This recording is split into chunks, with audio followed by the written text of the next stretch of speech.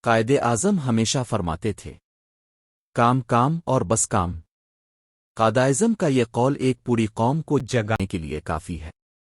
مسلمان قوم کو سستی غلامی اور بے عملی کی زنجیروں سے آزاد کروانے کے لیے یہ الفاظ مشورہ ہے۔ انہوں نے سکھایا کہ صرف باتوں سے نہیں بلکہ عمل سے تاریخ بنتی ہے۔ جو قومیں محنت اور استقامت کو اپناتی ہیں وہی سربلند رہتی ہے۔ ہمارے لیے بھی یہی پیغام ہے کہ کام ہی اصل عبادت ہے۔ ایمان کی طاقت۔ میری قوم کو اگر کوئی چیز فتح دلا سکتی ہے تو وہ ایمان، اتحاد اور قربانی ہے۔ قائد اعظم نے جس وقت یہ الفاظ کہے وہ صرف ایک نعرہ نہیں بلکہ پورے نصب لین کا خلاصہ تھا۔ ایمان وہ طاقت ہے جو دلوں کو جوڑتی ہے، اتحاد وہ طاقت ہے جو قوم کو ناقابل تسخیر بناتی ہے، اور قربانی ہر کامیابی کی بنیاد ہے۔ آج بھی یہی اصول ہمیں ترقی کی راہ پر گامزن کر سکتے ہیں۔ اگر ہم ان تین ستونوں پر مضبوطی سے کھڑے ہو جائیں تو کوئی طاقت ہمیں جھکا نہیں سکتی۔ مذہب اور ریاست۔ ہم نے پاکستان کا مطالبہ زمین کا ٹکڑا حاصل کرنے کے لیے نہیں کیا، بلکہ ایک ایسی جگہ چاہیے تھی جہاں ہم اسلام کے اصولوں کے مطابق زندگی گزار سکیں۔ قول ہمارے نظریاتی تشخص کا آئینہ دار ہے۔ پاکستان صرف جغرافیائی حدود نہیں بلکہ ایک روحانی خواب کی تعبیر ہے۔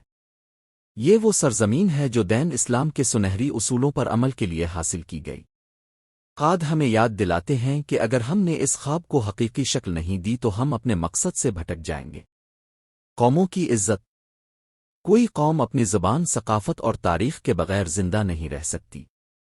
زبان قوم کی پہچان ہوتی ہے اور تاریخ اس کی بنیاد۔ قائد اعظم ہمیں بتاتے ہیں کہ اگر ہم اپنی پہچان کو کھو بیٹھے تو غلامی ہمارا مقدر بن جائے گا۔ ہمیں اردو زبان، اسلامی ثقافت اور اپنے تاریخی ورثے پر فخر ہونا چاہیے۔ یہی ہمارے لیے ترقی اور بقا کی ضمانت ہے۔ اپنے اصل سے جڑے رہنا ہی عزت کا راستہ ہے۔ نوجوانوں کی ذمہ داری۔ تمہارا اصل سرمایہ نوجوان ہے، ان کی تربیت درست کرو۔ قائد اعظم نوجوانوں کو ملت کی امید سمجھتے تھے۔ ان کی سوچ تھی کہ اگر نوجوان تعلیم، اخلاق اور کردار سے آراستہ ہوں تو کوئی قوم ان کا مقابلہ نہیں کر سکتی۔ ہر ماں باپ، ہر استاد اور ہر لیڈر کی یہ ذمہ داری ہے کہ نسلوں کو مثبت سوچ، جدوجہد اور سچائی کے راستے پر ڈالے، کیونکہ آج کا طالب علم کل کا رہنما ہے۔ عدل و انصاف۔ انصاف وہ بنیاد ہے جس پر ایک مضبوط ریاست قائم ہوتی ہے۔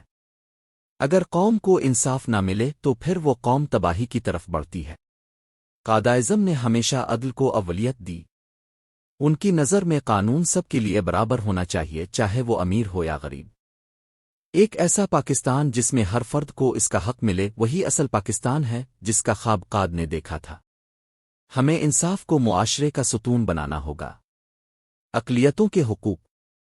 پاکستان میں تمام اقلیتوں کو برابر کے شہری حقوق حاصل ہوں گے۔ قول قائد اعظم کے عدل و وسط قلبی کی بہترین مثال ہے۔ انہوں نے ہمیشہ اسلام کے اس چہرے کو پیش کیا جو احترام انسانیت پر قائم ہے۔ پاکستان کسی خاص مذہب یا قوم کا ملک نہیں بلکہ ہر اس انسان کا ہے جو اس دھرتی کو اپنا وطن مانے۔ ہمیں بھی اسی سوچ کے ساتھ سب کے ساتھ انصاف اور بھائی چارے سے پیش آنا چاہیے۔ اصول پرستی۔ میں کسی کے دباؤ میں آ کر کوئی فیصلہ نہیں کرتا، میں صرف اپنے ضمیر کے مطابق فیصلہ کرتا ہوں۔ قائد اعظم نے اپنے ہر فیصلے میں ضمیر، حق اور انصاف کو مقدم رکھا۔ نہ وہ کسی کی خوشنودی کے لیے جھکے اور نہ کسی دباؤ میں آئے۔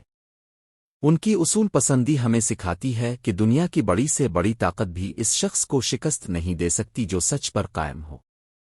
ہمیں بھی ہر فیصلہ سوچ، اصول اور ایمانداری سے کرنا چاہیے۔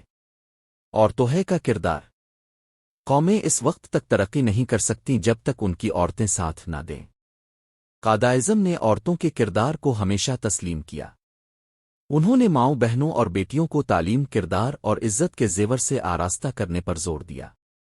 وہ جانتے تھے کہ معاشرہ عورت کے بغیر نامکمل ہے۔ ہمیں بھی اپنے گھروں میں عورتوں کو بااختیار بنانا چاہیے تاکہ ایک مضبوط قوم تیار ہو۔ پاکستان کی منزل۔ پاکستان اسی دن ایک عظیم ملک بنے گا جب ہم خود کو مسلمان، ایماندار اور محنتی قوم ثابت کریں گے۔ الفاظ ایک بصیرت رکھنے والے رہنما کے تھے۔ پاکستان کی عظمت کا دار و مدار ہماری نیت، کردار اور مسلسل محنت پر ہے۔ اگر ہم اپنے وعدوں، اعمال اور اخلاق میں سچے ہو جائیں تو دنیا خود پاکستان کی عظمت کو تسلیم کرے گی۔ یہ ملک اللہ کی نعمت ہے، اس کی حفاظت اور ترقی ہم سب کا فرض ہے۔